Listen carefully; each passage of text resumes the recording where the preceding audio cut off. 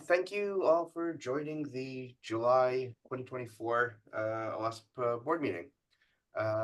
As is always, I will start by taking attendance, and give me a moment. We have low attendance today. Starting with the names on my screen. Bill. Here. Bill, you are here twice. I am, yeah, because I'm going to, in about 20 minutes, drop off the video call and switch to my phone. I just wanted to make sure I could be on the phone without like panicking and trying to do it the last minute. All right, sorry. Sorry for the interruption. So that's a yes from Bill. Steve? Here. Sam? Here. Ricardo? Here. And here from me, Matt is unwell and Kevin has a conflict. We also have with us from OWASP, we have Andrew, Star, Lauren, Dawn, and Kelly are here, as well as Chris and Leah from Charity CFO. Thanks all for joining us. As always, I will start with reading our conflict of interest and antitrust statement. As you know, OWASP is a nonprofit, and as such, excuse me, and as such, we all have to abide by the conflict of interest statement. If you ever do have any kind of conflict, please declare it, state it, and we'll figure out if we need to recuse you from any kind of voting, if there's any kind of thing. And I apologize that I'm both scratchy and a little bit fuzzy. I just got over a bout of COVID myself as well. So with changes to the agenda, there's 3 new items, and I'd like to reorganize the Crest one to be the end. We're expecting a guest, but she hasn't arrived. All right. Can you just scroll down quickly, or not too quickly? Oh, sorry. There's also Sam.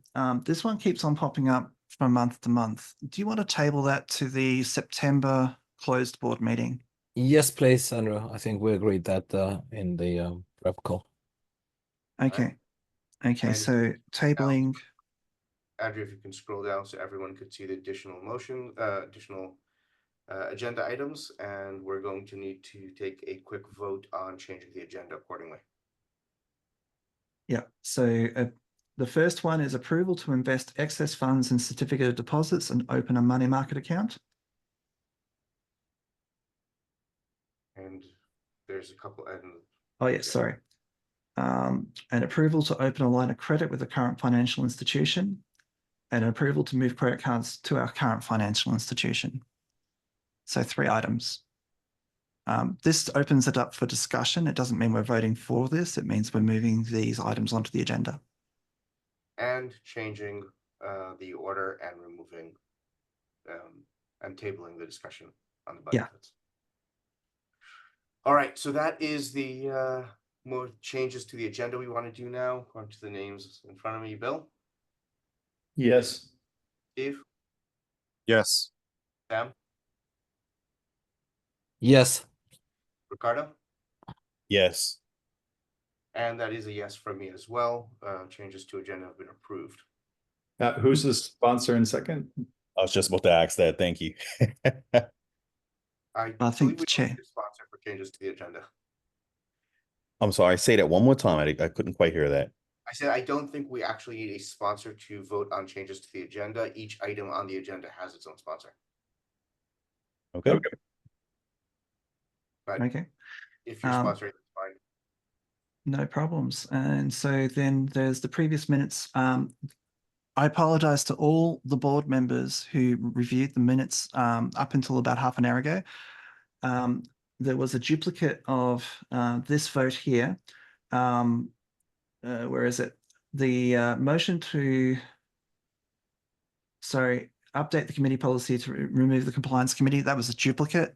There were 2 items with one with a vote, one without a vote. I've compressed them into one with the vote that was recorded. So I believe, Ricardo, you recorded those votes. There's only one item now. So that's made this actually, these minutes in its entirety can be approved. If you just want to run through it real quick. There was changes to the agenda. That hasn't changed. Approval of the minutes, they were approved.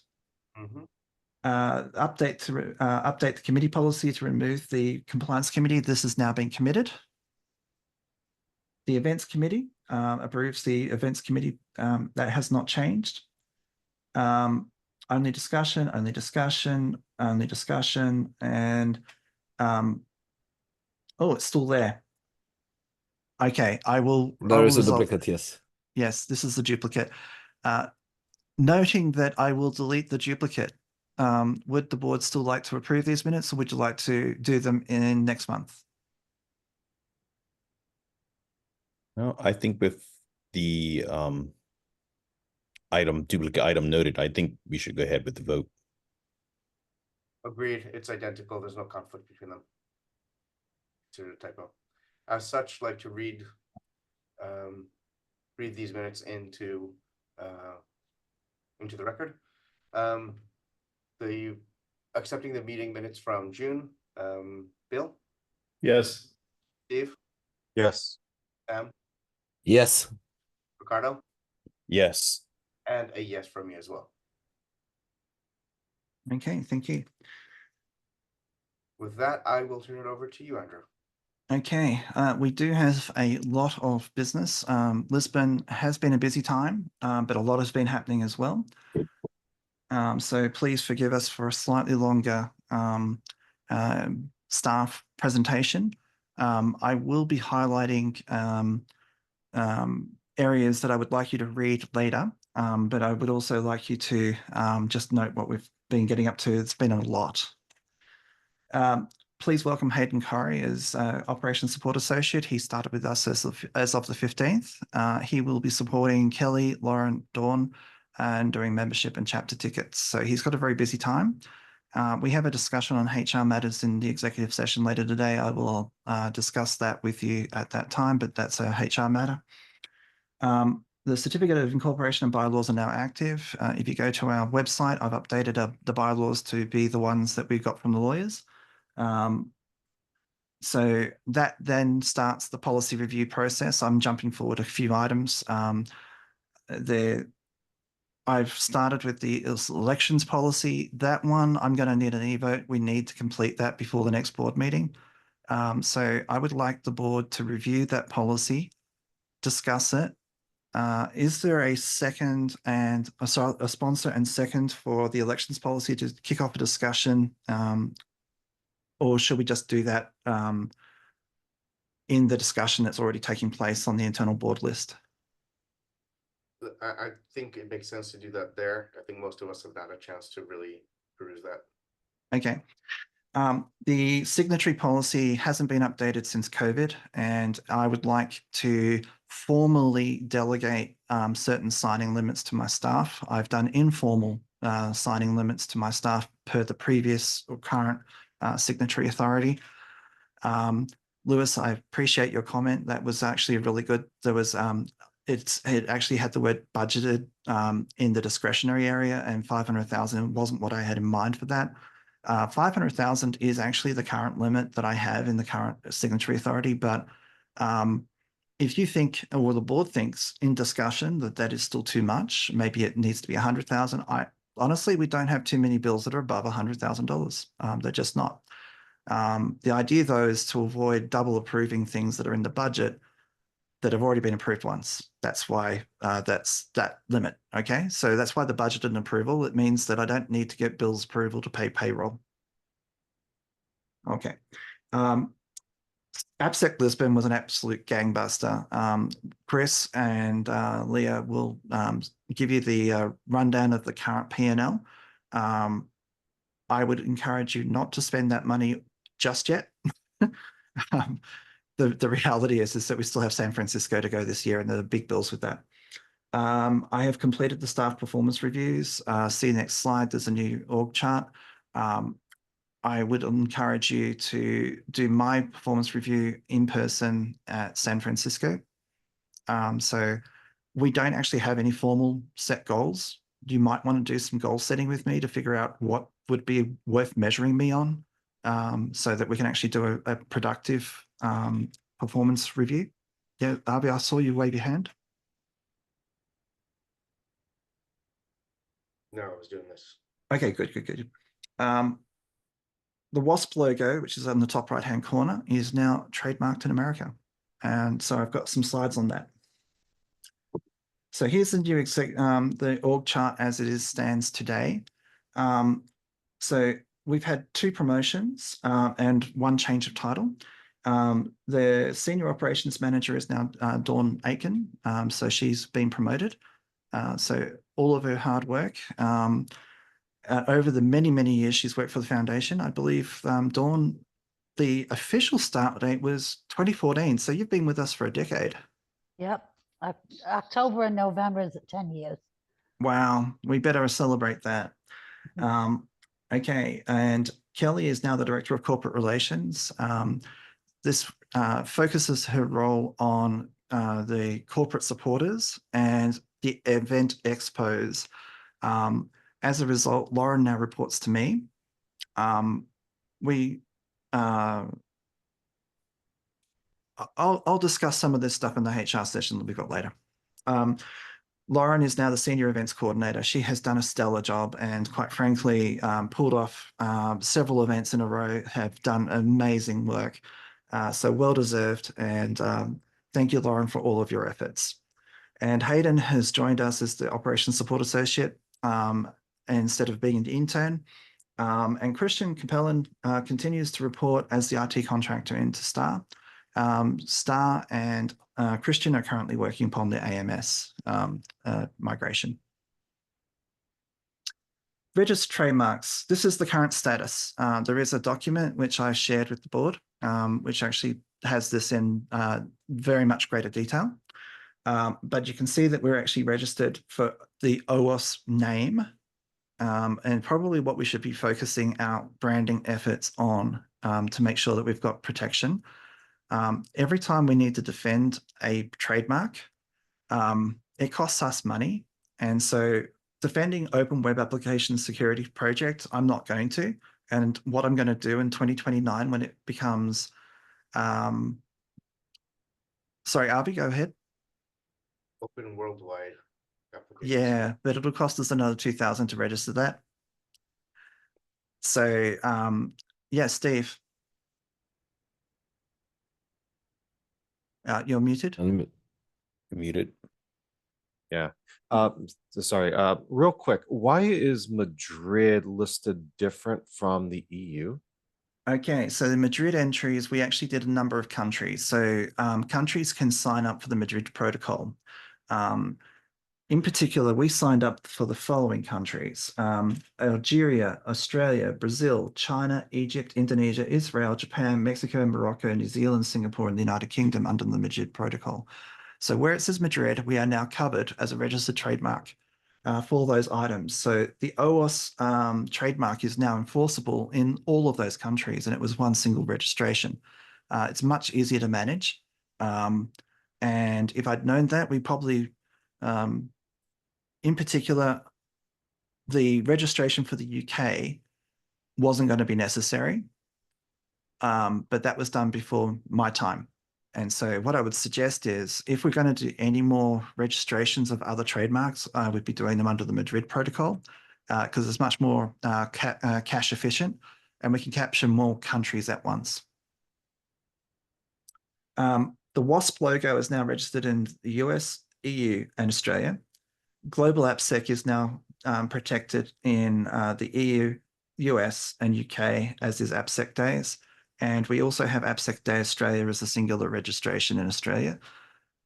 My thing is that in 2029 or 2030, if I'm still in the role, is to let those lapse.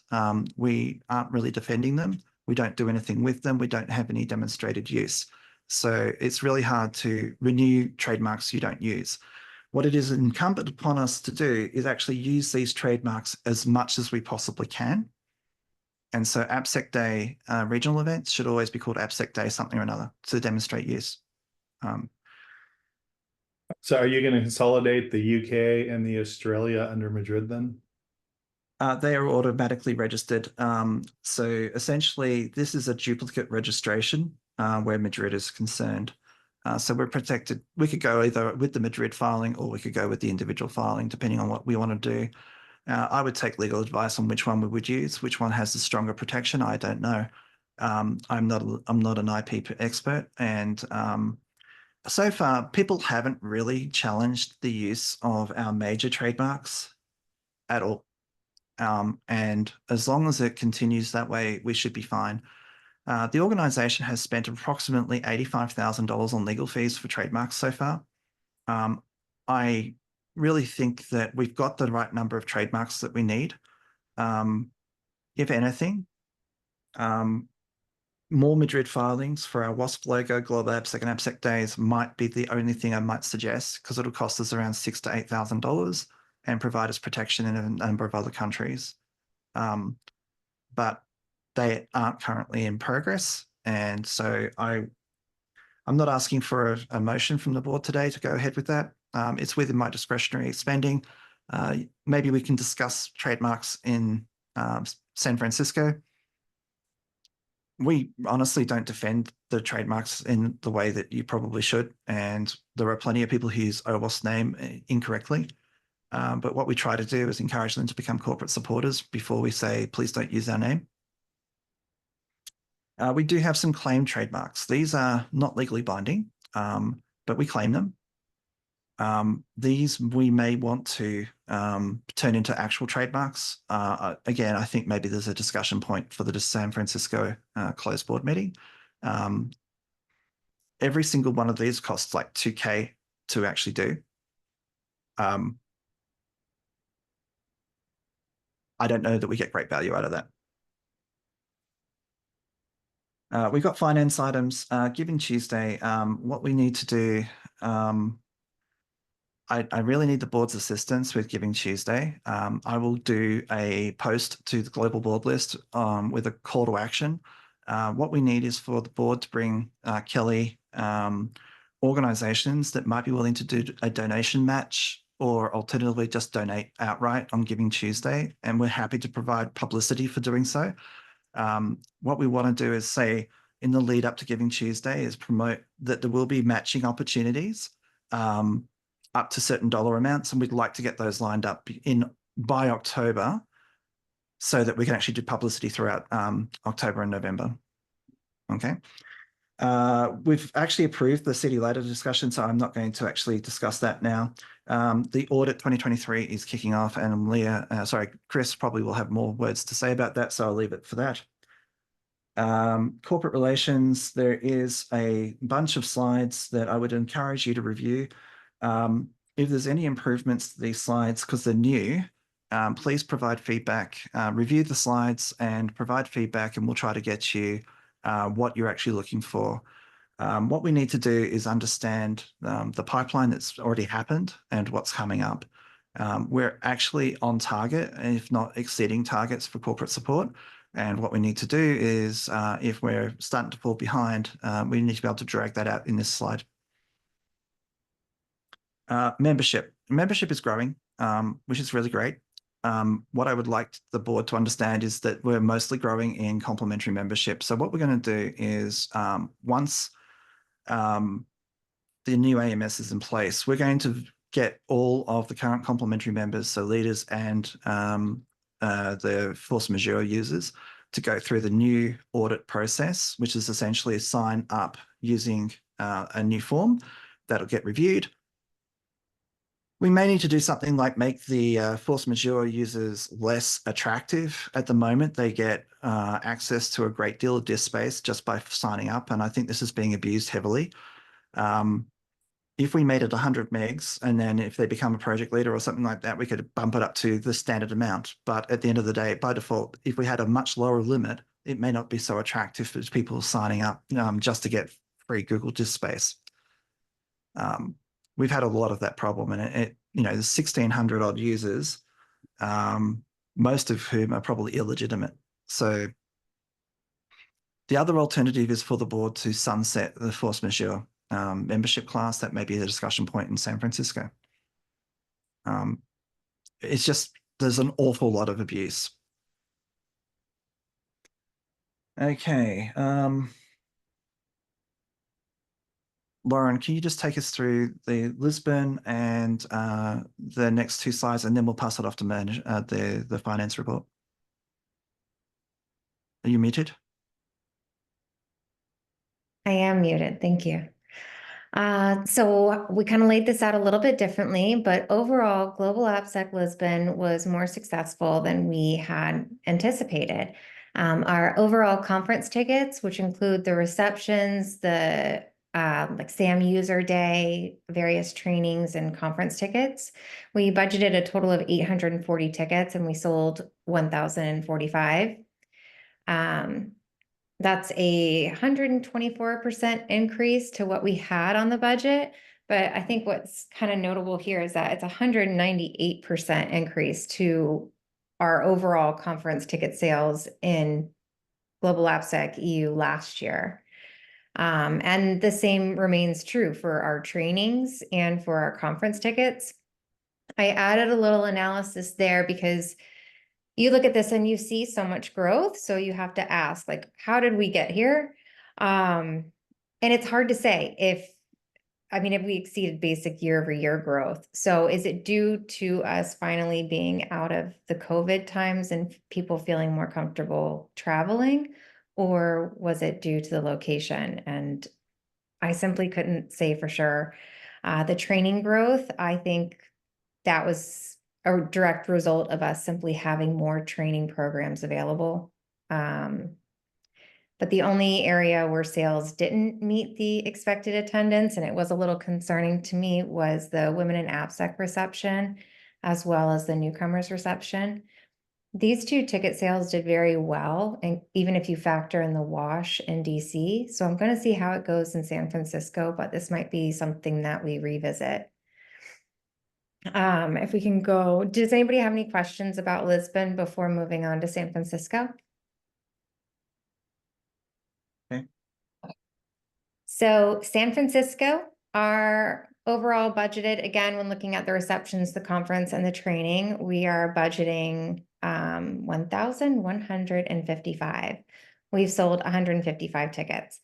I understand that at first glance, this does look very concerning. So I ran a report to see where we were with San Francisco 2 months prior in 2022, as well as where we were with conference, overall ticket sales in DC for 2023, 2 months out. And we're actually not that far off. So we're higher than where we were the last time that we were in San Francisco. At this time, we only had 82 tickets sold. And at this time in DC, we had 215 tickets sold. I do have an invoice out and paid. They just haven't used their promo codes yet for San Francisco for like 100 student tickets. So once he enters in all those registrations, that would bump the number up. Sam, you've got a question? Yeah, sorry, Lauren, just going back to the previous slide for the Lisbon. The question I had is, how many tickets did we sell with membership included? Ooh, Sam, I don't know that off the top of my head.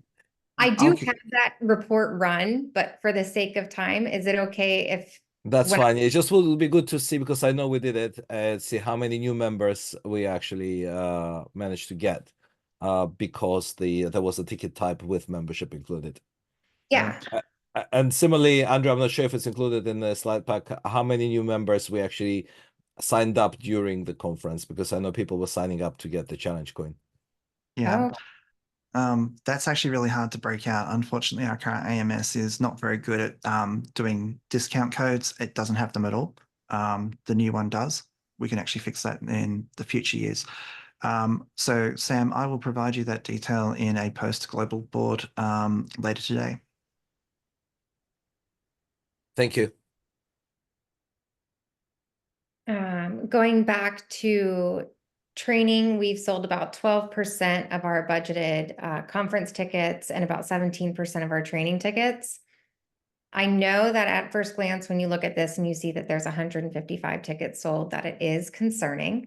We're in the final stages of selecting the presentations for San Francisco. And I think that once that goes up, we're going to see the numbers increase, which is what we saw in 2022 as well as 2023.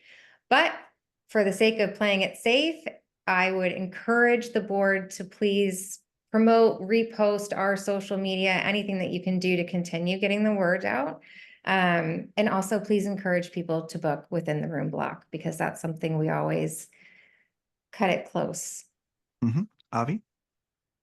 Lauren, what are we doing in terms of marketing for the conference and advertising beyond just the regular posts that we do?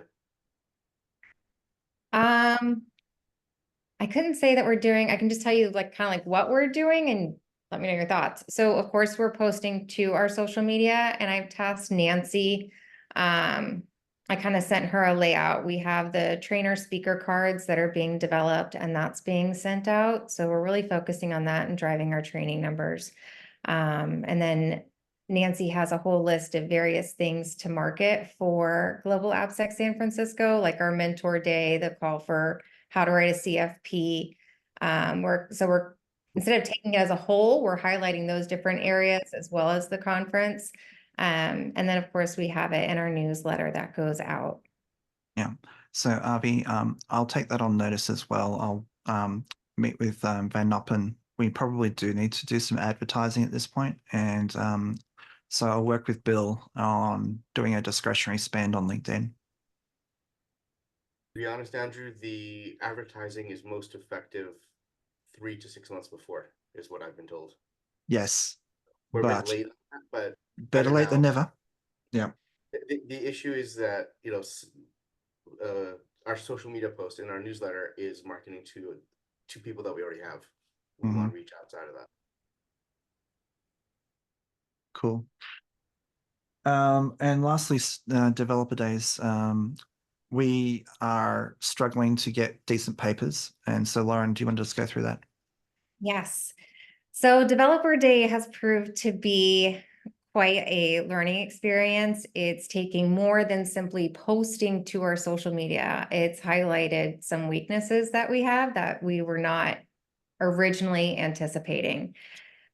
Simply posting or asking Van Open to target developers in the San Francisco area isn't changing the message. I think that when people see OWASP, they're thinking application security. And then when we're posting, hey, our call for presentations is open on our social media, I think it's being seen by application security professionals and not developers, because the presentations that we're receiving are no different than what we're getting for Global AppSec. It's not what we're originally targeting. So in a last-ditch effort, and with the help of Star, with Dustin, and with Izar, we're going back to the papers that have been submitted. And if we can tweak it a little bit to make it more in line with what we need, we will do that. Star's reaching out to her social media network. Yeah. I actually reached out to the Python Software Foundation, and they gave me the details of the Bay Area Python group. And so I'll ask them to do the same. Yeah. So we're going to have to do a little bit more outreach with our marketing efforts, but we're going to try to save this. So I really, out of San Francisco and Developer Day, I really would like to ask the board for their help. If you have developers, we have to build this framework right if we're going to attract the right audience. And if we can't get our presentations right, if we can't get that schedule of events correct, it's not going to be successful. So we have to have the right framework. So if you guys have any developers that you think would be interested, please send them our CFP or let them know about the conference to register too. That would be great. And thank you, Lauren. That's really good. There are additional event slides, which I really encourage you to look through. I would like an AppSec Days item on the San Francisco agenda. I'll talk to you a little bit about it in the HR session today. We need to have an AppSec Days pipeline. Chris talked to me about the fact that Snowfrog, LostCon, and Benelux Days, which earn significant funds, or not significant, but enough funds, they should be on the budget. And to do that, they need to plan a year out. And we need to have the board decide how much money is going to be available for deposits and whatnot, which will decide the number of AppSec Day events we could actually run, and that let the events committee select them. We know that some like LostCon, Snowfrog, Benelux Days, Basque, they will all do well. They should be automatically selected somehow. But at the end of the day, there are many more events that we actually, and it's overwhelming the number of events that people want to stage. We can't fund them all. We can't run them all. We don't have the staff bandwidth to do it. So Arby, yes. Why are they not being run by the local community, the local chapter there in general, with minimal support from the events committee and Lauren? They do take a fair amount of effort on our behalf at the moment. That is something that we're working with the events committee to try to streamline. If I could just add in here really fast, Avi, some of the more established AppSec Days events, those, they know what they're doing. It's run, it is run with not a lot of effort from the staff, but one of the biggest pushes has been to increase our regional global AppSec events. And with that, we have volunteers who have never run an event before. And so when they're submitting, we have to follow up with them to to get the things that we need from them. We have to work hard to keep them on a timeline, make sure they've submitted what they've done, talk to them about the importance of their budget and following their budget and how things are done. It's a lot of hand holding. All right, that makes sense. Thank you. Yep. Okay. So with that, I'm going to pass it over to Chris. And Chris, I'm going to give you co-host privileges. If there's any questions for me, please follow up on the global board list. We're just really tight for time, and that's all.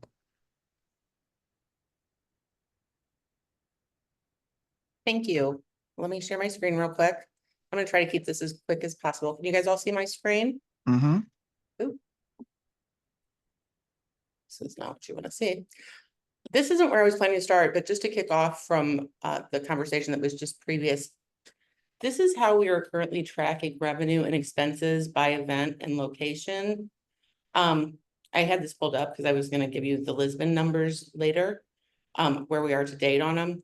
But just to the conversation that we were just having, we have significant, several events on here that weren't necessarily in the budget, Snowfrog being one of them. As you guys know, this is our first year working with you. We're getting close to our first complete year. So this is information that I don't think had been historically tracked in the past that we are currently tracking and will hopefully be a great tool for you guys when it does come to budgeting and approving events next year. So we'll have information on the total amount collected for each one of these smaller AppSec events. And we also have, again, the expenses associated with it as well. So if you guys have any questions about that or anything, feel free to reach out. But I just want to let you know that hopefully next year we will have a lot more data for you as far as budgeting and approving those events and how much revenue they're generating as well as compared to the expenses. So just jumping into our June financial report, and we do have quite a bit to cover today with the upcoming audit and also kind of some budgeting items I wanted to point out to you. So I'm going to go through this relatively quickly. On the statement of financial position, we had very little significant change in the month of June. Cash increased by $61,000. But that was basically offset by a decrease in accounts receivable. So we just received funds that have been pledged. Total assets were almost exactly the same. June over May, we're at $3.2 million. There was a small change in liabilities. They increased slightly by about $26,000, and that was just an increase in accounts payable. So our total net assets at the end of June are this $3,136,000, which again is about $26,000 less than they were at the end of May. And that's just really because of some more payables recorded that will be paid in July. Going to our statement of activity, we had $310,000 in revenue in the month of June.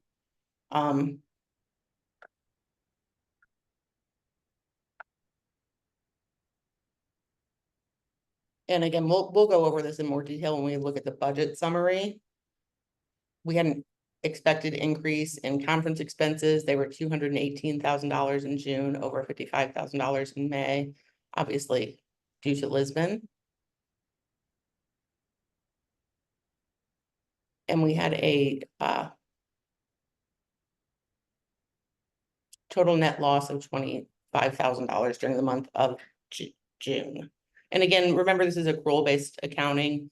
So that's, while we increased in cash, that's because money was pledged in previous months and we record the revenue when it's pledged according to GAAP accounting. Mm-hmm. On our budget summary, so we are over in budgeted revenue.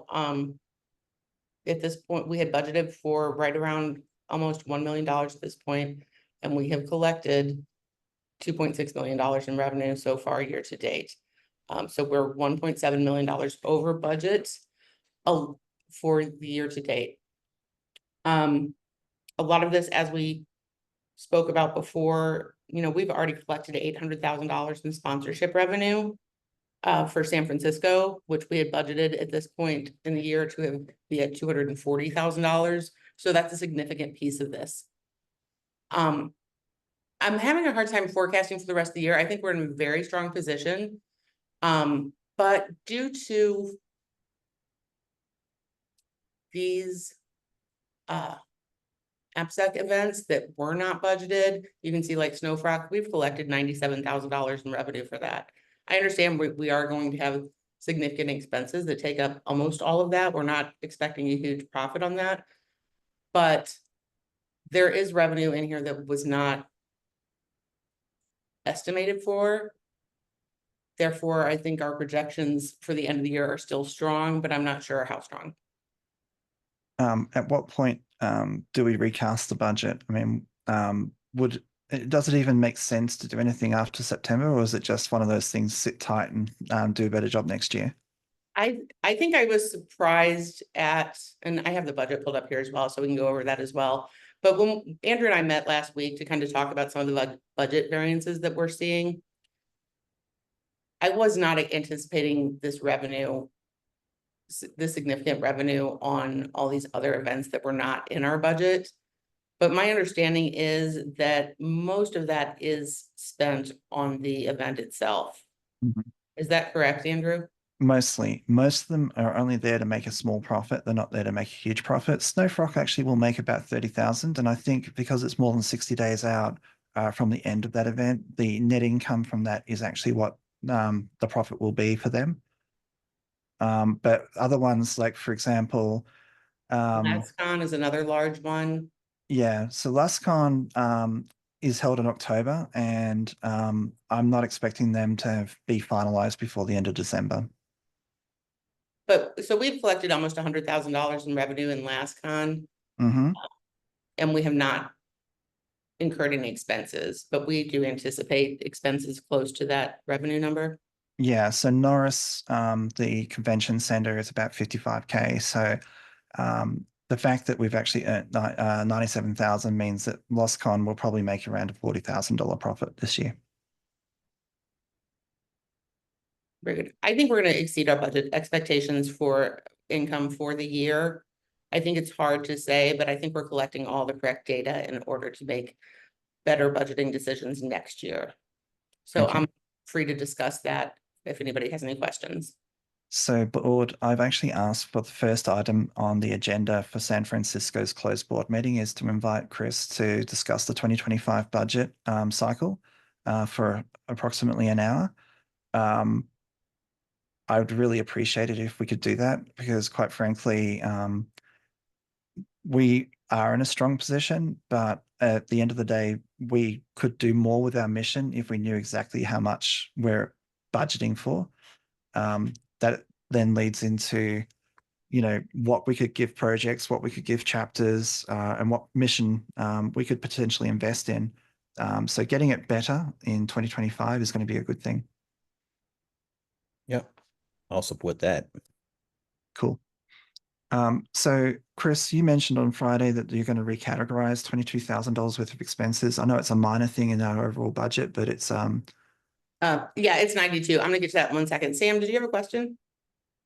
Yes, Chris, do you also have in the budget the project summit, which is due to take place in We do. November? And I was gonna speak to that next. That's actually what Andrew was just referring to. And let me scooch down to the expenses section.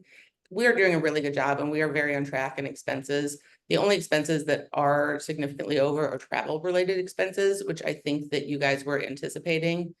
And that's community outreach travel as well as general admin travel. And on whole, we are $33,000 over budget at this point in the year. With a $3.1 million budget, almost $3.2 million budget, that's, you know, percentage wise, we're doing very well. The big variance we've seen and discussed in previous months is summits. This is what kind of kicked off Andrew and I's conversation last week, where we were kind of going over budget details. And I don't want to get too much in the weeds and waste too much of your time, but when we did the budget for this year, we have an overall budget and all of the event related expenses are subtotaled here, and we had separate tabs that were estimated for each budget. And Project Summit is included in the events related conference expense budget. And when we started recording expenses in QuickBooks, so we have conference related expenses up here and we're under budget on that by $44,000 right now. That's going to change because obviously we're going to get quite a bit in the month of July for the June conference. And there was also quite a bit budgeted in July for the June conference. Long story short, what I discovered last month while I was analyzing your financials is that this $92,000 that we showed was an overage, was actually budgeted. It was budgeted in a different place than it's recorded in QuickBooks. So you're going to see this correction on the July report. You'll see that we moved $92,000 from the conference expenses budget down to this summit's budget expenses. And for more information, Sam, the Project Summit, we have budgeted for $66,000 in income and $127,000, almost $128,000 in expenses. Any questions about that? No, great to see that it is in the budget. And generally, Chris, the list of events that we run, I think it's pretty much standard. I know so we missed out on Snow Frog, but that's probably because of the COVID, right? So now that we're back, the kind of the list of conferences OWASP runs throughout the year is more or less standard. So things like LastCon, Snow Frog, you know, Project Summit, 2 global AppSec USAs, well, AppSec USA, AppSec Europe, and AppSec APAC. They are basically standard conferences. So. Yeah, absolutely. And you can see when I look at our budget for the year, I think Career Fair was originally in there, but this ended up being removed. But we have Lisbon, San Francisco, Singapore, and Project Summit. So that was my conversation with Andrew recently, is that we really didn't have any of these smaller AppSec days in the budget. But I think, like, as I said, we're collecting this information. So hopefully next year it'll be much easier to budget for it. Go ahead. I just wanted to go over the 2023 audit. If that's one of the things you were going to talk about next, or if... Yeah, let me just wrap this up. I want to just speak a little bit about the cash flow forecast, and then I'll be done. So again, we have an income right now of $1.3 million for the year, and that's overstated at this point in the year because we've collected over $600,000 for San Francisco that we have not estimated, or that was estimated to recognize later in the year, and that's sponsorship revenue. But I think we're still in a very strong position to exceed our expectations for the year. I did want to just go over the cash flow forecast with you guys really quickly. As you can see, the lowest we expect our cash to be this year is $2.1 million, almost $2.2 million in December. That represents 249 days cash on hand for the organization.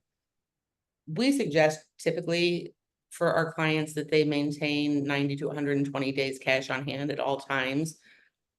And we've extended that for you guys to 180 days, basically 6 months cash on hand, because you do have a few months in the year that have very large expenses. So again, I've been speaking with Andrew quite a bit about the amount of cash we have, because we have quite a bit on hand. I think he's anticipating moving $400,000 into CDs in the next, this month and next month, to bring that total up to $500,000. That will still leave us over $1 million in our savings account and $1.5 million total cash at our lowest anticipated point for the year. So, you know, we've suggested, and I know Andrew's working on changing our savings account into a money market account so that you would always, you know, have access to the cash, but hopefully get 3 to 4 to maybe even 5% interest on it throughout the year. Yeah, I've got to do some more research. There's actually the 3 motions that I've introduced this month. One to create the CD letters, one to create the money market and transfer it across. And one is to actually improve your visibility of our credit cards by moving the credit cards to Chase, so you can actually get your all of your statements in one place. Yeah, and did I hear you say that you are looking to open a line of credit with Chase as well? That's a Bill one. He and I have only discussed that for a couple of minutes, and so I think that requires board discussion. I'm not sure that we need a line of credit, but if Bill wants us to open one, I just want to understand his reasoning. Do you think it's recommended, or do we not need it? I think it's a great idea. Honestly, we always recommend that our clients open a line of credit when they don't need it. You know, if you do ever need it, you're gonna have a hard time getting it. So I think to open it and establish it now is very smart. Also, with corporate sponsors, they like to see a contingency plan for when times are bad. You know, they like to see a contingency plan that shows that you have a plan. If your income does fall off, if your revenue falls off, if something happens, you have a plan to continue operations. And I think it'll just put you in a stronger financial position. Clearly, you don't need it. Okay. And hopefully you don't continue to need it, but it's nice to have. And how much would you recommend? I've suggested 500,000. Yeah, I wouldn't say any more than that. Okay. But yeah, I mean, we definitely recommend our clients when they feel like they don't need it to establish it, because then we have clients who really need it and they can't establish it. Yeah. Avi? Are there any fees or costs or anything else to have that line of credit while we're not using it? No, not typically. Not that I'm aware of. I've never seen any. I mean, I'm not going to say that anybody doesn't charge a fee, but with the amount of funds that you have in Chase, like if you establish that with Chase Bank, they would never charge you to maintain that line of credit. Yeah, they're very anxious to get our credit card business. Let's put it that way. Yeah, I wish that Chase doesn't offer money market accounts, which I think is bizarre, but that's unfortunate. The only other thing I have to discuss with y'all is the upcoming audit. We're working really hard on audit prep. I do not anticipate any issues. I do. Audit. The one thing I do need to collect is Leah's laughing at me. I hear you. There's a management. Andrew. He said that he does. There's one big item. It was actually in my notes to the board. In the 2022 management letter, we managed to get just 2 items, one of which was we didn't have accounting procedures in place. I'm working on that right now. Thank you, Leah. I received them. I'll make sure that I pass them back through to you so that you can confirm that they're actually okay. But the other one is that we have limited oversight of our affiliate ING bank account. And guess what has happened? ING has frozen the account. And so it's on its way to being closed. It needs to be transferred to another financial institution. So I would imagine that the 2023 audit will bring this up. That was my next question is, sorry, that's what I was just getting ready to state, is that the one thing that we do need is information on the affiliate funds and the affiliate activity for the year. And we don't have any insight onto that whatsoever. I have the QuickBooks, but there's been no activity since Virtual stopped working on it. I can provide the QuickBooks and the password to open it. But to get the statement, like the end of year statement, would require, we're going to have to rely upon the one we received from Martin in December or January, because we don't actually have access at the moment to get any more statements out of the accounts. To get any of your bank statements? Yeah.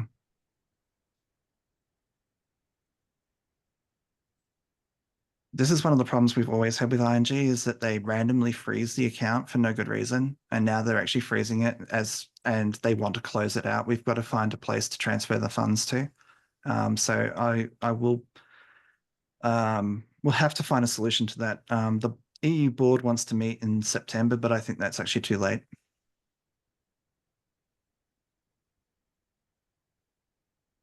Yeah, we definitely will need 1231 statements. And we'll have to get them one way or another.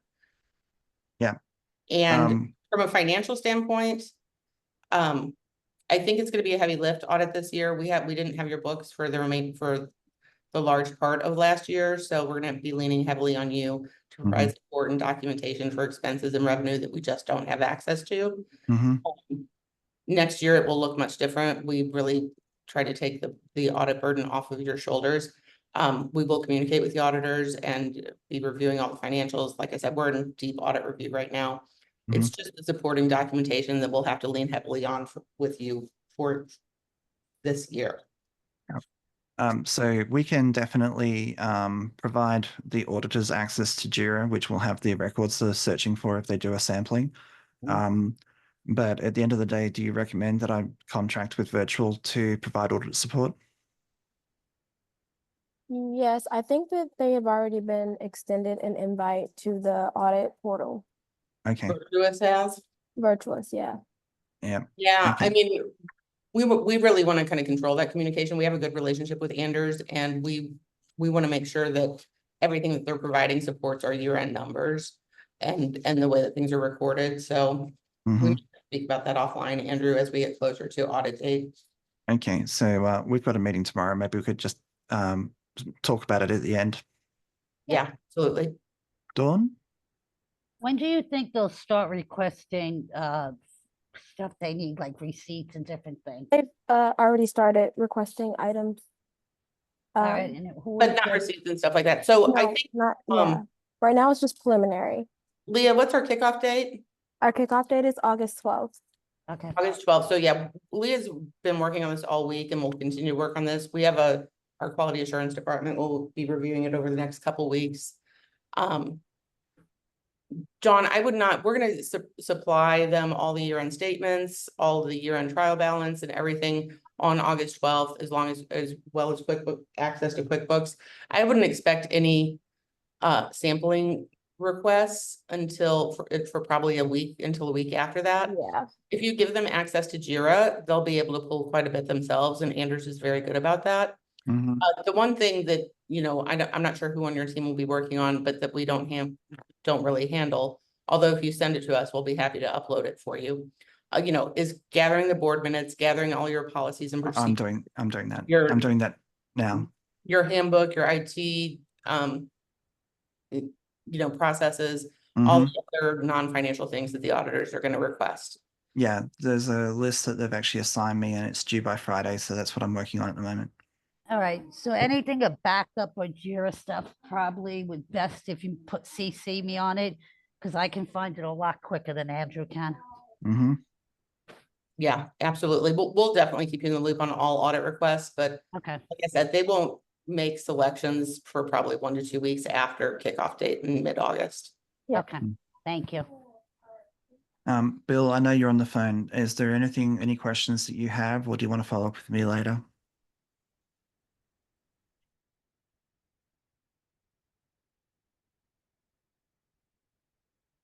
You're muted.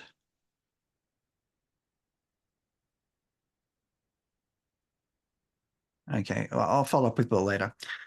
Thank you for that, Chris. That's been very instructional. It's also been very helpful on the line of credit. I was unconvinced, but now you've convinced me, so yay. Last thing I know you're speaking about profitability in Lisbon. We have collected a total of $738,000 in revenue for Lisbon, which I think our budget was 744. And we have total expenses at the end of June for As Lisbon. of right now. Yeah, Yeah, we still have more coming in. 18,000. I just want to caution you to Andrew's point, we are expecting, I think there's some additional revenue coming in still from training that we'll be recognizing this month, but also some additional expenses. So we'll have this final number for you or next month. But right now it looks like it was very profitable, but this is not finalized Mhm. as we have trailing revenue and expenses. Yep. Okay. That's it. That's all I had. I'm sorry I took up so much of your time today. No, that's fine. It's a very busy month. It's always a very busy month. November will be a busy month as well. So, yeah, maybe we need to plan our agendas a little bit better on those busy months. Yeah. Do you guys have a finance committee? We do not. Got it. It's basically me and Bill. There you go. And me. And Dawn. All right. No, we Anything can. else, you guys? No, that's it. I Andrew, are don't you see. able to unmute Bill? I can't unmute him. It's got pin, rename, put in waiting room, remove, and report.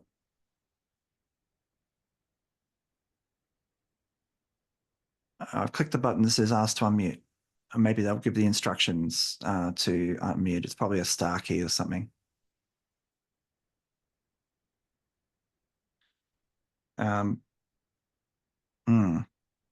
Okay. Let me, while we're waiting for Bill to unmute, I'll reshare my screen.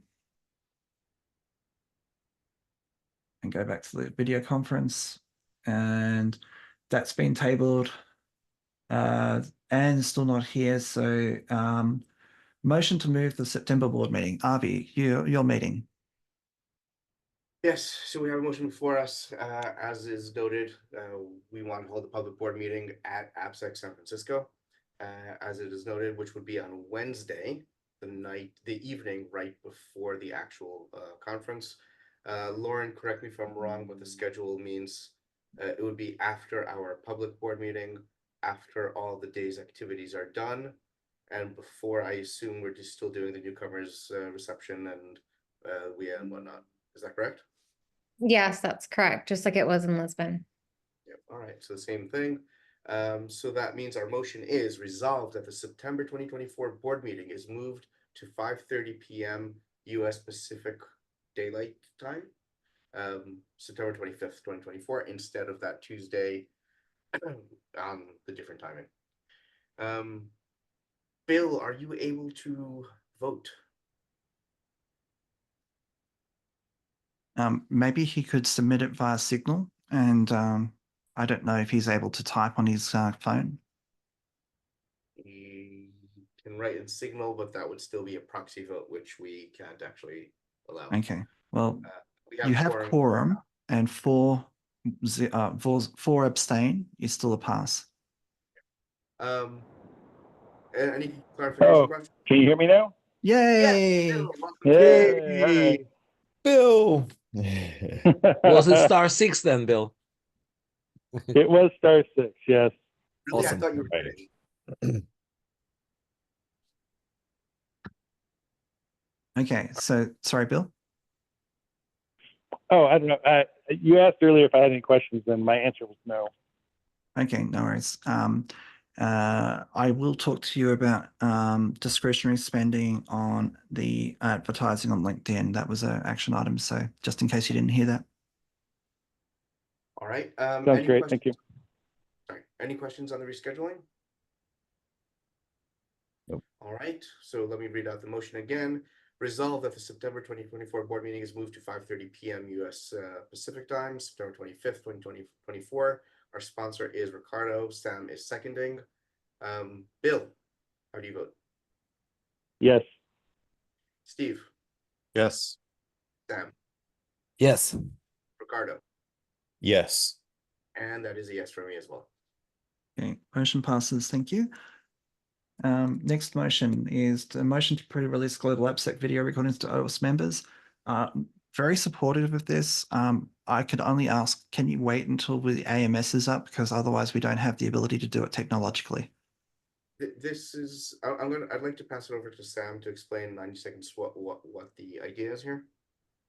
Since Yeah, it's the a- idea is to have the recordings of our OWASP Global AppSec conferences released to OWASP members first, as soon as they are available, and it can be technically done by creating a unlisted playlist and publishing the videos in that unlisted playlist, and then sending email to all the members, saying them that to them, this is how you can watch the videos. That's the idea, and the idea is it will be seen as a benefit, which will be will add value to OWASP membership, because people will see that, hey, we can watch the videos before everyone else. That's another So what's in it for me item. So I have a question for you. I absolutely support this idea. Why does the board need to vote on this? This is absolutely something that the staff can do, that Andrew can decide to do. Is there a reason that this needs to be a board vote for it? I think this is because it's a brand new procedure. We've never done it before. And it's a strategic thing because it's a member benefit. It's not operational. All right. In which case, are you suggesting that this should be part of the events policy? Events policy in terms of applicable to OWASP staff? That's because No. I think events policy is applicable to OWASP staff, right? It's applicable to OWASP events. Yeah, it's actually for AppSec days as well. And we can, you can specify specifically about the global conferences. If you think that it needs to be part of policy, then I'd agree that it's a board vote. If it's just, let's just do a thing, I mean, again, the board doesn't need to vote to do a thing. Well, you can change the wording to directs the OWASP Foundation to, and we just make it part of our procedures. And again, Andrew, there's nothing stopping you from doing this yesterday without a vote. Yeah. So if we want to make it part of policy, I can get on board with that. Otherwise, no, but we also want to make it as a part of benefits which are visible and promoted to OWASP members and prospective members. Yep. I will say that if we do add this to policy, to drop the specifics about YouTube, that's technical and operational, and just say to be initially released privately to OWASP members only. And staff can figure out how they're releasing it. It might be on YouTube, unlisted. It might be on, I don't know, a Google Drive private share. It might be something that the AMS supports. It could be. Okay. I don't want to get Yes. into that. So if we say to initially be released with an email, I'm just going to delete as unlisted on. No, initial release to OWASP members only. That's it. So Yeah. if you just basically remove the unlisted on YouTube with email notification, that will do it. I actually recorded it as that. So if everyone agrees, I'll keep it that way. Yeah. So providing them with early access to the video content for a period of 2 months prior to release. And so I've put it into chat. That is what you're asking? Yes, that's correct. Okay, so that's going to be the new motion. So Ricardo, have you got a chance to copy and paste that? Yes. Sorry, and not sent to, shared with. Okay, sorry. Yes, sorry, just nitpicking there. Shared with. Sorry, one last comment. Are we saying that this is going into the events policy?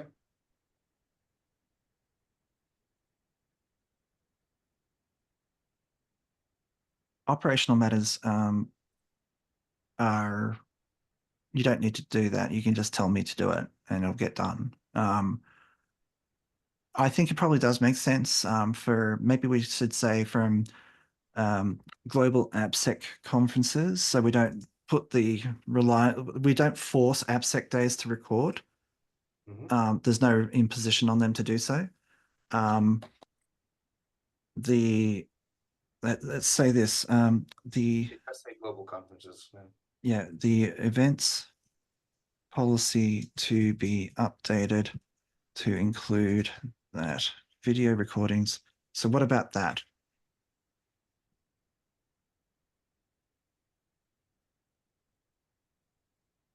And I'll pass the update through Ricardo to make sure that it's actually what you had in mind. So we don't actually have to like reapprove the events policy at the next meeting. Have you actually copy pasted that text, Andrew, with I think okay you have. Also can we also add that the member benefits page and the events policy should be updated? The events policy and member benefits page. Okay, what about that?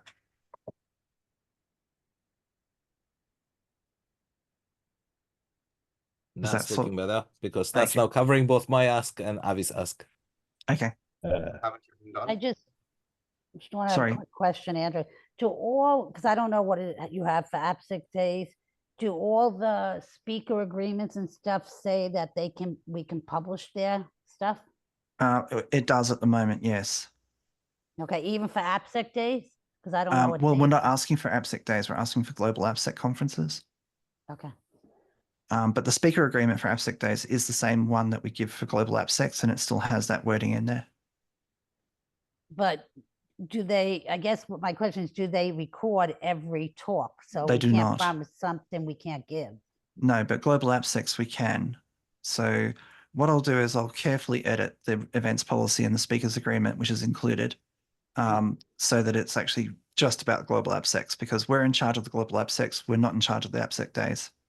Because, yeah, just because I was saying, I didn't think that we recorded every talk in San Francisco last time. So if people are expecting all talks, we might not have it. I've discussed that with Lauren, and apparently we're recording the vast majority of talks in apps in San Francisco this time around. Okay. Yeah, we have problems with that in Dublin as well. But I will point out that the wording says video recordings from it. It doesn't say that we will record it. It says that if we have video Okay. recordings, then they will be. All Yeah. right. Okay. It doesn't say all talks done. It's video recordings if we have them, right? For global AppSec conferences, just we first share them with members. Okay. I Question. just didn't want to get 100 tickets. Where's the Uh, recording? Pulling off of something Don said, what about the speakers? They should also get early access to their own talks, right? To share privately or not? Well, that's not what the motion said, but I'm happy to do that. But Sam, what's your thoughts? That is unrelated. That's not the member benefit. This motion is about member benefit. No. If we It's not- decide to give it to speakers, it's I think it should be in the speaker agreement. Sam, this says very explicitly that we'll give it only to members, which will disallow us from giving it to speakers that are not members. So if we delete the word only, Well, we want it. That's kind of the point. yeah. But I mean, maybe we could do it. If we delete the word only, it would allow us to progressively release keynotes and other things for promotional purposes in the months after the actual thing, without releasing the playlist. It gives the staff some latitude for social media content in the 2 months that this is embargoed, just by deleting the word only. Are you saying, Andrew, that in those 2 months they would release? I'd like to release the keynotes 1 week at a time. I would like to be able to have, you know, like in the aftermath of Lisbon, for example, releasing certain talks to the community via social media and highlighting them and say, you can see similar content at San Francisco would be very handy for us as a marketing tool. If you delete the word only, I think that solves my problem. It gives us latitude to actually do selective playing, like not the playlist, selective videos. It doesn't prevent us doing selective videos. And I think it's less ambiguous. I can get Fine behind with it. me. So Sam, just to clarify, my understanding of what Andrew is saying is that, yes, we're doing this thing of 2 months for members, but we're also releasing individually, not all of them, but some of them. So some of them will be public in those 2 months. That's absolutely fine. Okay, so Yeah. let me just edit it. Again, this is a OWASP members focused resolution to make sure that OWASP members get early access to the videos. If we But some of- release other videos because they keynotes, because we give them to speakers, it's a different thing. But if I'm a Yes. member, I would like to see the videos as early as possible, Mhm. as a benefit of me being a member of OWASP. Even though some of the videos will be released, even if you're not a member, just to be clear. Just some of them, but I mean, we can make it I very feel like clear. And that's- I feel like that is more ambiguous, but in a good way. Yeah, Okay. the exclusivity is removed. So if we remove the word only, exclusivity is removed. That's fine. It's the Yeah, it's the it gives- benefit of early access. That is what this motion is about. Okay. It gives staff that latitude to, make that Okay. decision. So All right. that's the motion as it stands. Is that good enough to go for a vote? Sam, Ricardo, you still both sponsoring and seconding? Yes. So sorry. So are we removing the word only or not? Yeah, I've removed it. Oh, okay. Oh, you've The- updated your chat. Okay. The motion reads as follows. Resolve the events policy and member benefits page to be updated to include that video recordings from OWASP Global APSA conferences to be initially released and shared with OWASP members, providing them with early access to the video content for a period of 2 months prior to public release. This benefit will be available to all OWASP members in good standing. Yeah. Sound good? Yep. All right. In which case, I'm going to call for a vote. Bill, Yes. Steve, Yes. Sam, Yes. Ricardo, Yes. and a yes for me as well. Okay, thank you. Passes That's- 5-0. Okay, there's a discussion on committees. Did the board, considering the time, there's a couple of executive sessions. We don't have any committee members here. Did the board want to table this to San Francisco with a complete list and maybe invite a few committees to talk to us? Or did you want to actually discuss this now? I would like to just call again for the committees that we're trying to form. We have had some volunteers after Lisbon for some of the committees. Not enough yet, not enough to actually take off. But the events committee is going gangbusters now. I think they're doing a ton of work now, so I think they're going well. So does anybody have any updates on the committees that we said we're going to start? So the Marketing and Communications Outreach Committee, I think that's a little bit confused at the moment because it seems to cover too many topics. And I thought we were establishing a marketing / community relate, a marketing committee with a different name, with Brian. I had a good discussion with Brian at APSEC Lisbon. He's very interested in moving forward.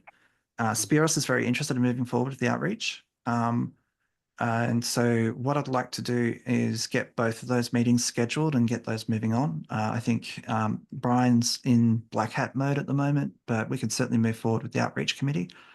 My understanding is that we didn't want outreach to be just outreach, but to do it together with, I think it was communications. Yeah. Okay, then it is Agreed. exactly what it was then. Okay, in that case, I'll try to get a meeting together. I did actually mail the individuals involved last week. I will try to get a meeting together next week and move forward. Would it make sense for Spiros to join that communications and outreach and be the feet on the ground for Brian's marketing wisdom type of thing? Because Spiros also had issues with the way the outreach committee was in the past, and we don't want to repeat those same mistakes. Can Yeah. only be in one committee, an officer. We're talking about making that a single committee. Oh, sorry, I misunderstood. Yeah, let me get the meeting together and then find out. Obviously, we don't want to have happened what happened to the previous outreach committee. I do think that the staff have done outreach to the Python community, and honestly, we should be reevaluating whether we go to RSA next year. It was very expensive, and we only got 650 leads, and they didn't really turn into any more corporate supporters. Yeah. So if our I'd like mission is that. to outreach to developers, then we should probably pick some developer conferences.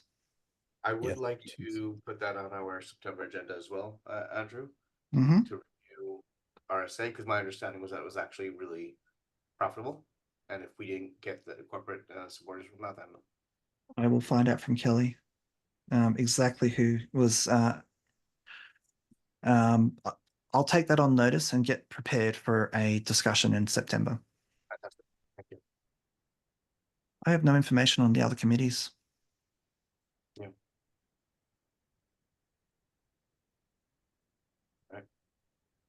Okay, so then we'll just move on to the next item.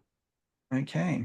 And Andrew, if we can get a quick update, even like at the level of slides that you have for the August meeting, I think we should get our committees in the habit of once a quarter or something like that to have some regular cadence of reporting to the board.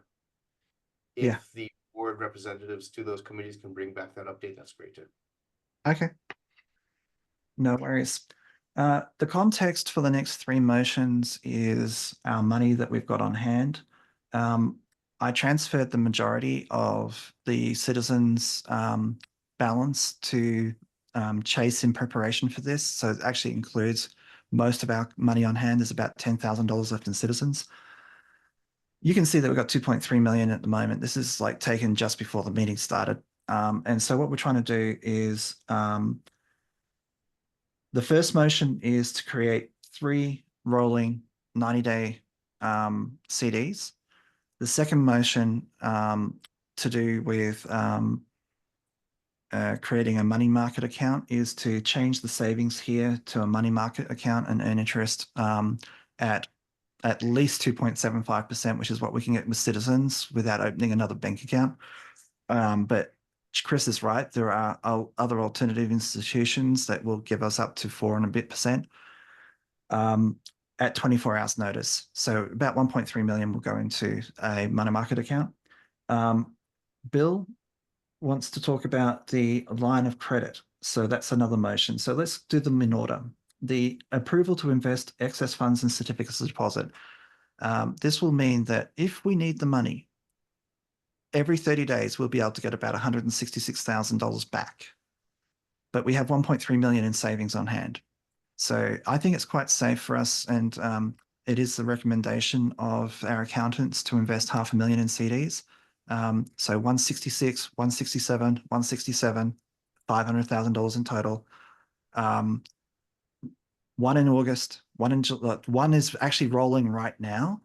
One created in August, one created in September, and just let them roll, earning interest. As you can see, we've earned $1,603 in interest on $100,000 alone in the last 120 days. If we do this for $500,000, it'd be closer to $25,000 a year.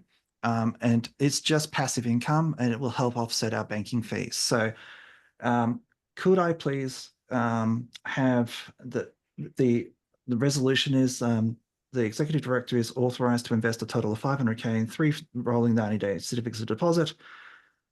The next part is to open a money market account.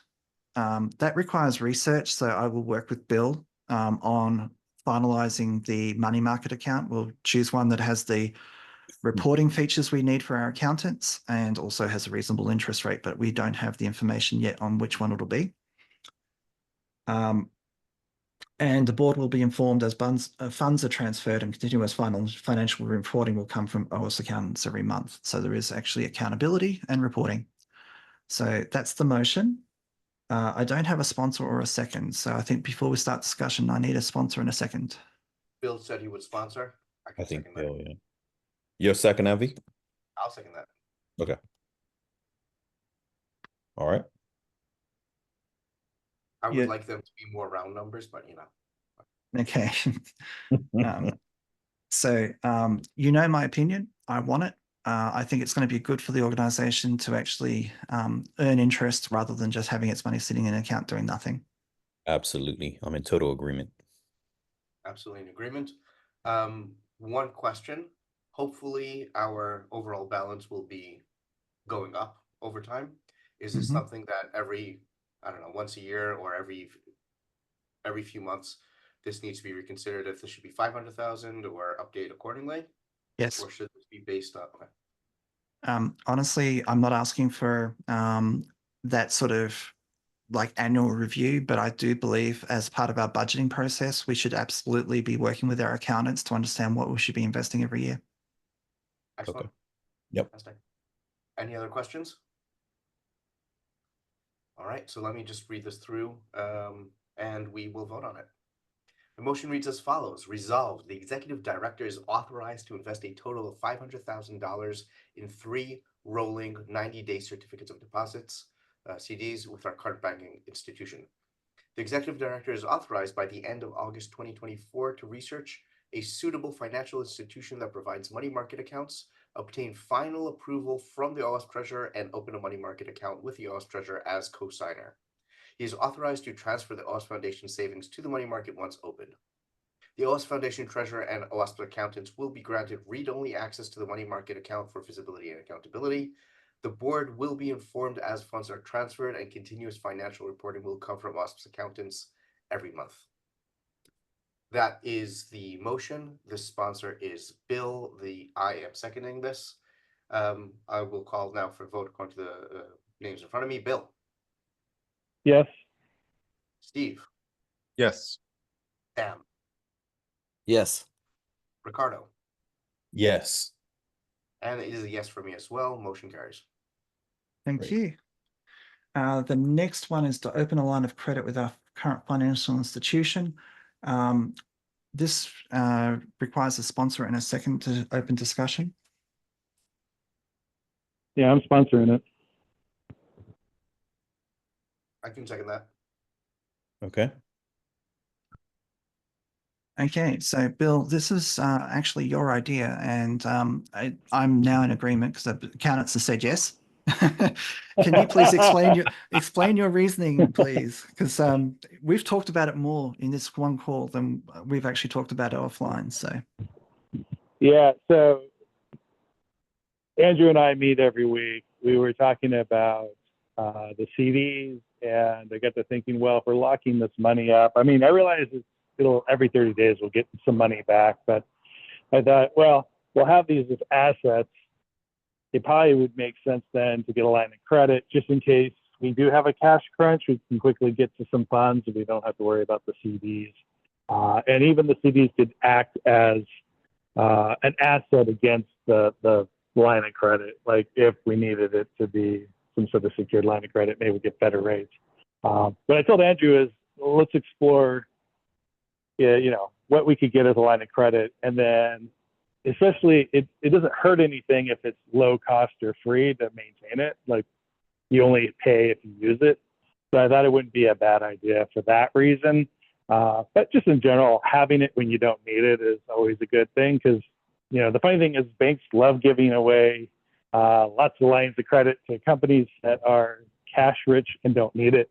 And but when you actually do need it, good luck getting it, right? Because they're like, oh, you're too desperate, you don't have any money, so we're not going to loan it to you. So I'd rather open it now while we're cash flush.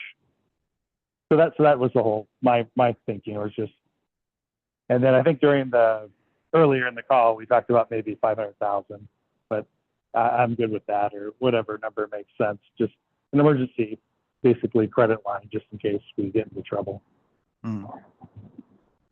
So we've never needed lines of credit before, but there are times when we have very, very big bills, and being able to pay them off within 3 or 4 months is fine, as long as we know that we've got income coming in to actually pay down the debt. I think honestly this is an emergency line of credit from my perspective. We'd only ever use it in cases of emergency. And not for operational reasons. Like we're not going to do payroll on line of credit. That's basically where it would make. Yeah, I'm sorry to interrupt. I would say it would make no sense to put money in a CD earning interest and then simultaneously using a credit line that causes us to pay interest. We might as well just use the money we already have. So yeah, I agree. It's definitely only for emergencies in case we have some sort of weird shortfall, which we don't anticipate having. but it's just a rainy day thing. And it's there and we don't use it. And if we never use it, great. That would be the best case scenario. For the next Yeah. pandemic. Yeah. Well, yeah. Mhm. Yeah, this is great. All right. Right? Okay, so Oh, we're I gonna- have a question. Yep. Are we able to specify the maximum limit, or is that the role of the bank? That is the role of the bank. I would not seek any more than 500,000 in this motion. But if the bank says you can only get 250, that's what I'll take to Bill. And if the motion is approved, we'll get 250. It's really down to the creditworthiness of the OWASP Foundation. With this amount of cash on hand, I don't think there'll be any problem with opening 500,000. But at the end of the day, if they say you're only eligible for 250, I'll take 250. My question is really about what if they offer us 600? What if the bank says, oh, you're good for 600,000? This says 500. Yeah. The discussion that I had with Chris last week, she suggested no more than 5. Okay. I'm not sure what I'd use it for. So the reality is our biggest bills are like $330,000 for the hotel. And so what I'd like to be able to do is say, we're going to dig ourselves out of the hole by paying off our hotel bill using the line of credit. And then we'll get that income, shuck it into the actual line of credit and to zero it out. That's our biggest single bills in the year is just simply the apps, the bookings for the global AppSex.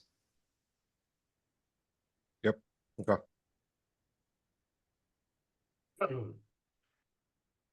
All right, so the motion reads as follows. Resolve, the executive director is authorized to research and obtain final approval from the OWASP treasurer to open a line of credit with our current financial institution with a maximum limit of $500,000. The executive director will provide the board with the terms and conditions of the line of credit once it is established.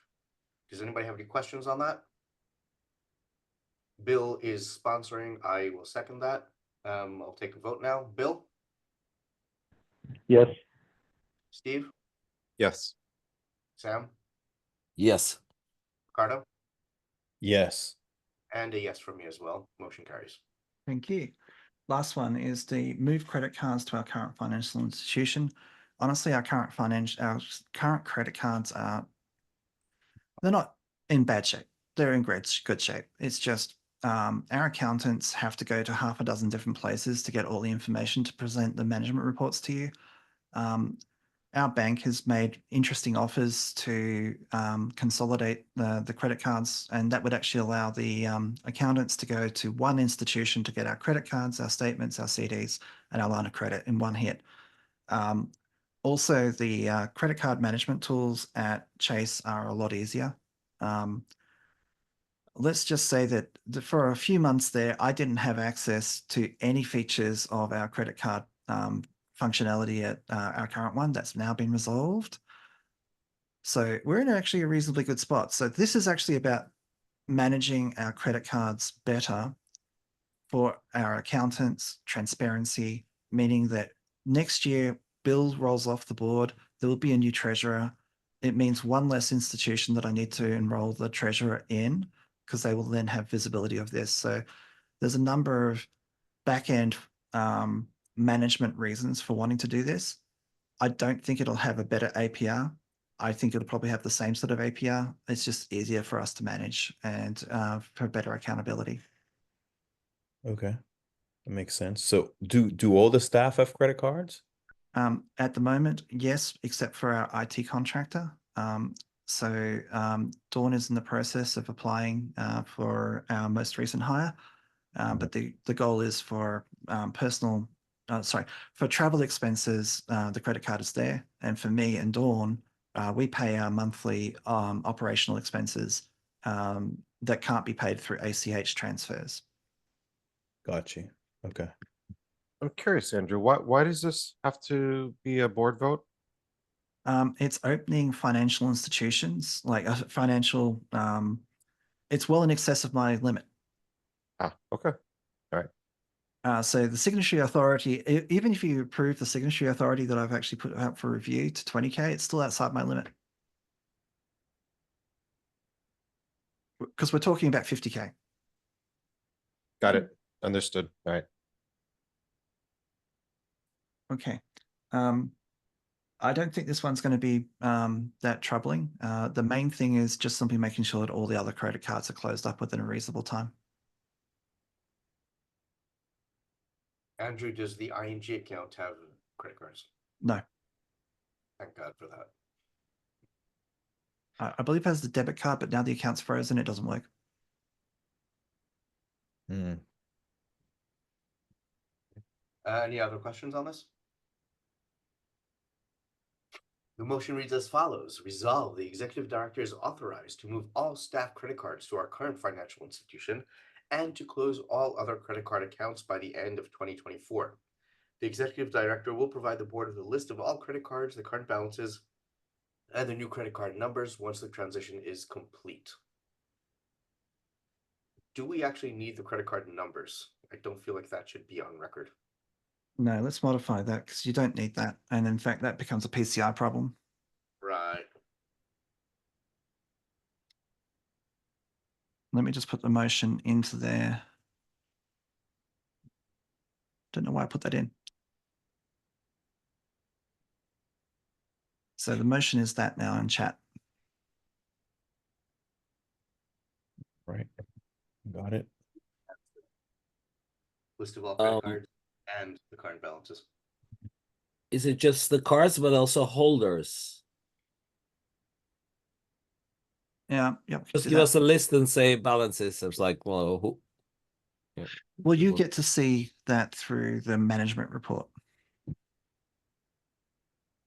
Okay. Actually, the current balances change so much every month. I think honestly that instead of balances, limits, credit Yeah. limits. Yeah. Makes Because more we sense. don't carry a balance over, we paid in full. Yeah. So a list of all credit card holders, the current credit card limits once the transition is complete. I think that's probably more important. And then the treasurer sees this bill every month, and the board gets to see the payment in the management report. So you've got the visibility you need. I'm going to nitpick again and ask for you to change the comma to an and. List of all credit card holders and the current card limits. That said, the motion reads as follows. Now updated. Resolve, the executive director is authorized to move all staff credit cards to our current financial institution and to close all other credit card accounts by the end of 2024. The executive director will provide the board with a list of all credit card holders and the current credit limits once the transition is complete. Bill, are you sponsoring this one? Yes. Do we have a second? Yeah, I'll second. So I will call for votes. Bill, Yes. Steve, Yes. Sam, Yes. Ricardo, Yes. and a yes from me as well. Motion carries. Thank you. We don't have Anne here as a guest, so I would imagine we're going to have to table the OVS discussion. Crest really wants to do more with OWASP, and so it might be worthwhile if Tom Brennan turns up to ABSEC San Francisco for the board to have a discussion with him. He's really, they're doing amazing things. They just want to promote their stuff with us a bit more. Obviously that helps Crest, that'll help us. There's donations involved. So might be worthwhile if you've got personal connections with Tom to reach out to him. Okay, with that, Avi, do you want to adjourn to an executive session? I will first ask if there is any other business that is urgent for now. Yes, quickly. WASP Awards election is open. Please vote. Please, if you're leading a meeting, have any kind of meetings, ask people to vote. As most people know, our elections don't get a lot of votes for whatever reason. I've tried a lot of different things. Before the meeting, I had 280 people voted out of 6,400. So more social media and things will be going out today, but don't forget to vote. Thank you, Don. With that, we will adjourn to an executive session. Ricardo, we're supposed to adjourn between now and the executive session, right? Yeah, that closes this formal open But session. we need a second first. Well, I'm moving to adjourn. Does anybody second that? Yeah, Steve does. Steve's ready to go. He's good for lunch. Well, it is moved to adjourn and seconded to adjourn. Those in favor say aye. Bye. Aye. Bye. Thank you all very much. We will stay on for the executive session on distinguished lifetime member nominations. Now let me stop the recording. It's Forward here and stop.